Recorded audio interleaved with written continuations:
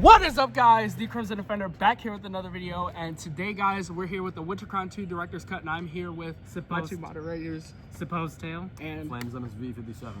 And we're just going to be answering some questions as moderators, as the people who have done this who have built this competition up from the ground up. And our first question today was, what was your favorite and least favorite day in Winter Crown 2? Suppose?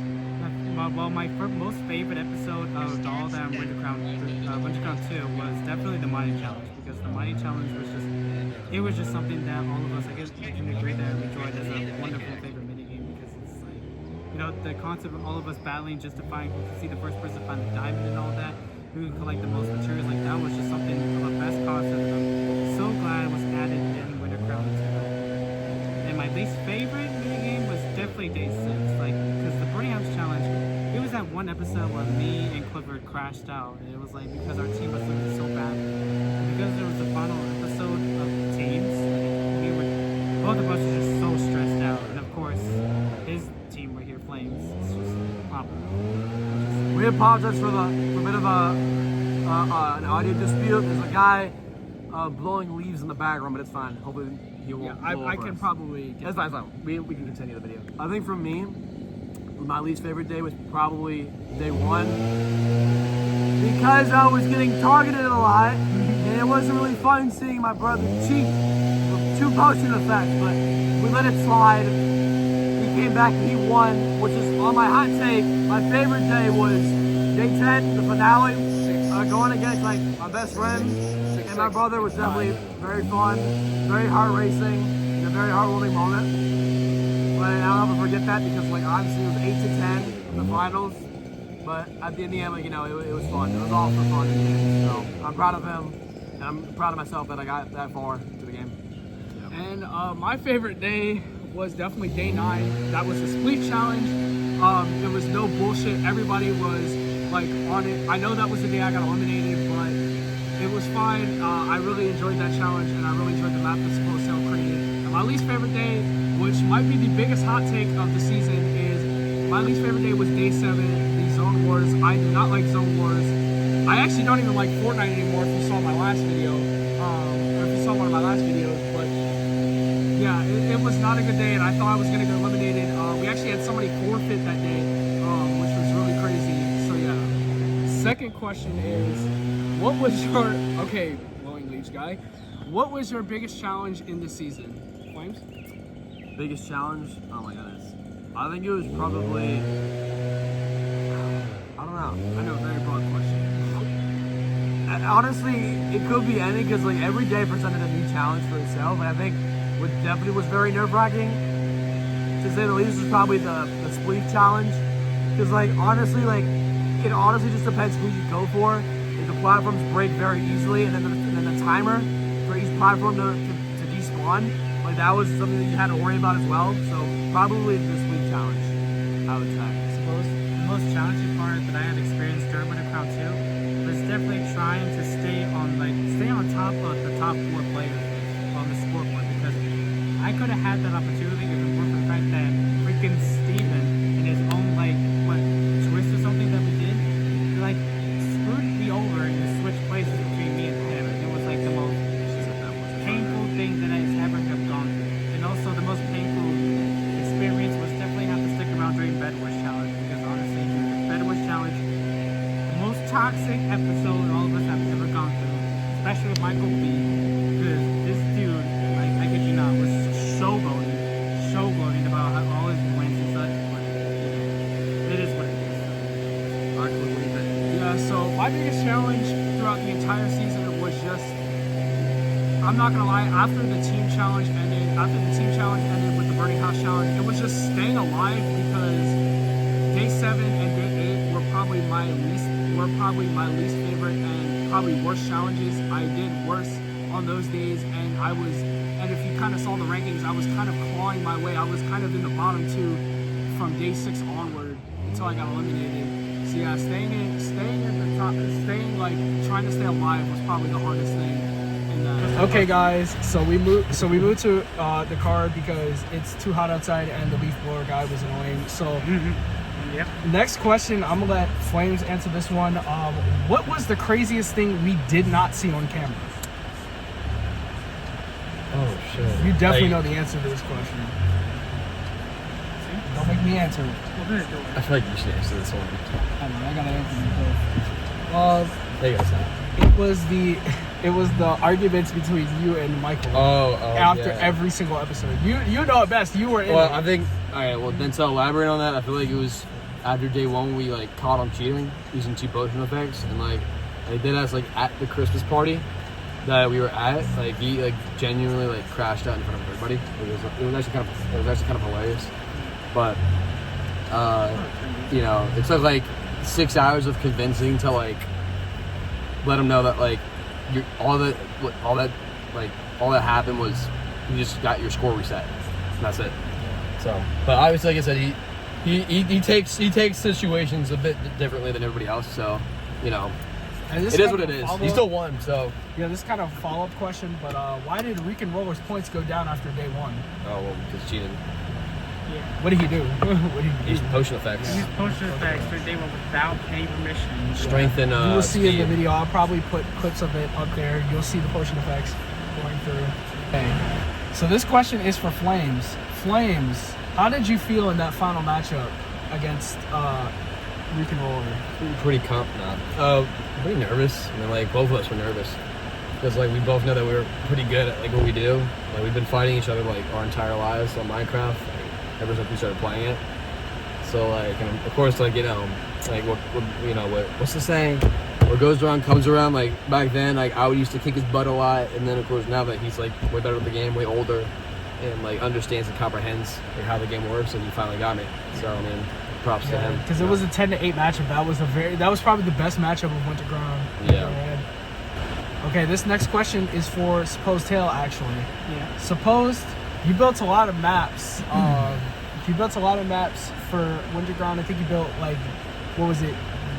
You built a lot. So, yeah. So what was your favorite map to build? My favorite map to build? Honestly, one of my favorite. Actually, I have like 2. Honestly, out of all the rest of the ones that I did for the series, the 2 favorite ones, the most favorite builds that I actually love is the sleep challenge and the mining challenge. Oh yeah. Well, also I love them all, but my most favorite one is definitely the sleep challenge because that one. The interesting and fun about that map is that it was my first ever one that was built for the mini before the rest were even conceived. So that first one was the one that I really like enjoyed a lot, and even Mattis helped out build like the rest of it the last minute. Right.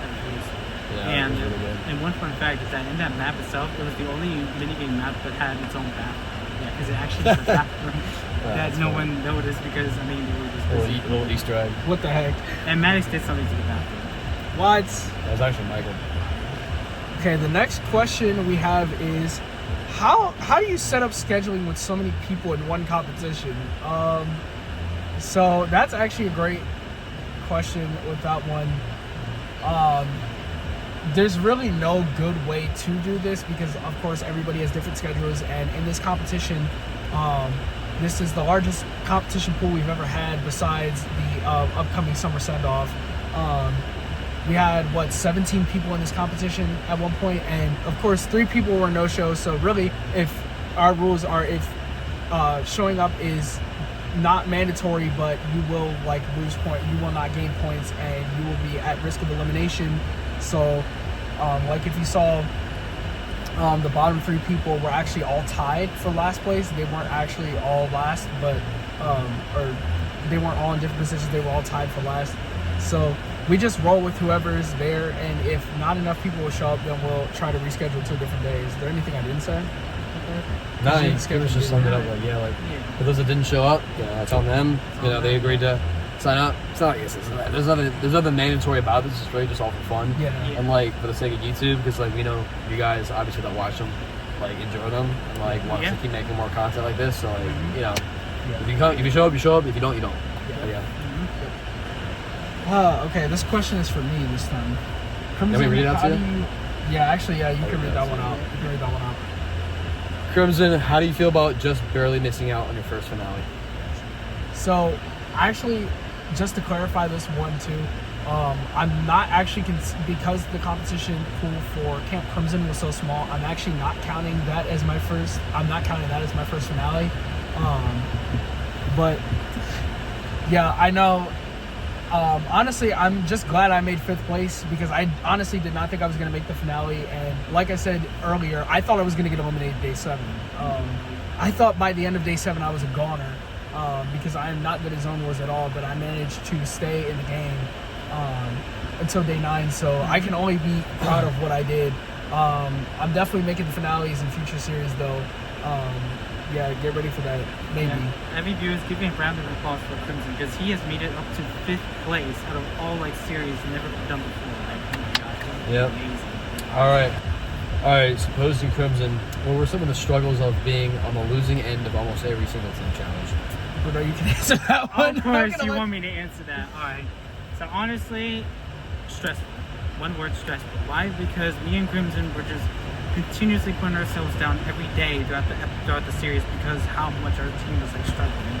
Because of course, like Maddox and Michael be working together. Yeah, that's a KO for our team. And honestly, it's been like too frustrating for both of us had to go through. We even did every FaceTime calls every day just discussing about our devious plans to take out the Frozen Foxes because honestly they're just too goated and just like so like it made us so furious that it just makes us want to destroy like computer sets. Yeah, so actually another thing about one of the previous questions about one of the craziest things you guys didn't see behind the scenes is actually you didn't see how many arguments that me and Supposed here got into with this guy because he was the original one that made the teams for the series and we did not. We had our own idea for teams. He had his own idea for teams. We decided on his idea for teams, and then his team ended up absolutely destroying our team.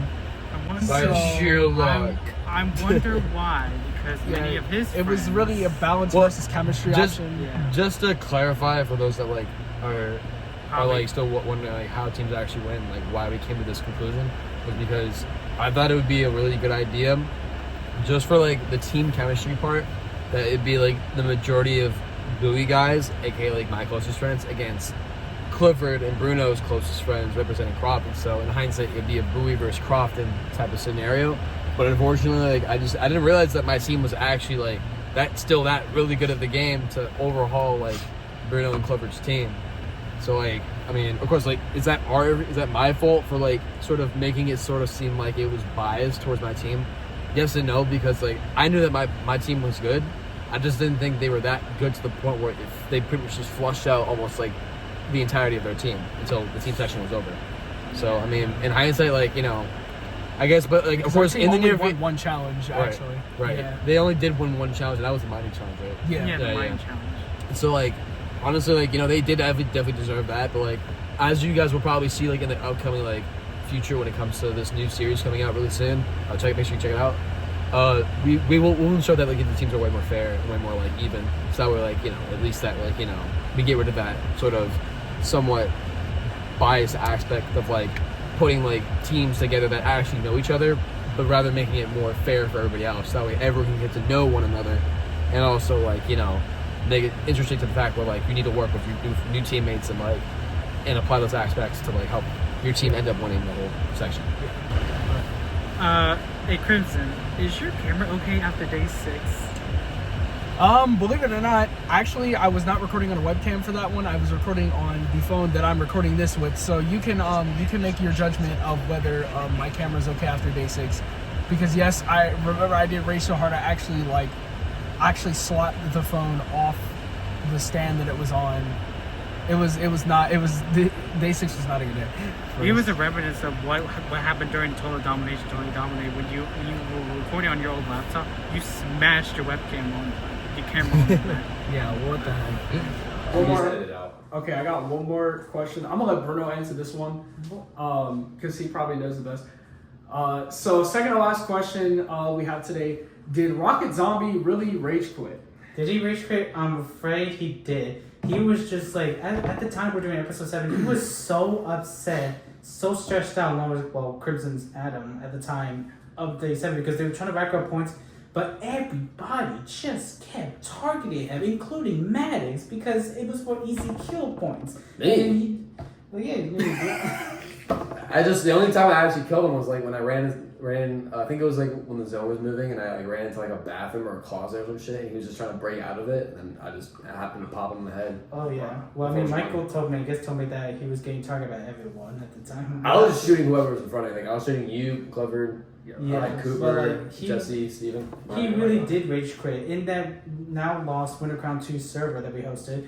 He texted that he basically just rage quit because he was tired of this effing shits that keeps on going after him because he was being targeted by the sweats, and he even demanded that the next time we do this, there'll be no sweats at all in the Fortnite series at all, which of course is impossible. Because Bruno is a sweat. I'm not. I'm not even close to being a sweat, bro. Okay. All right. And for our last question, what is it? Who's the king? What the? Who is it? Yo, I'm the king, bro. You're talent. Hey, you already know this. Come on, bro. You're talent.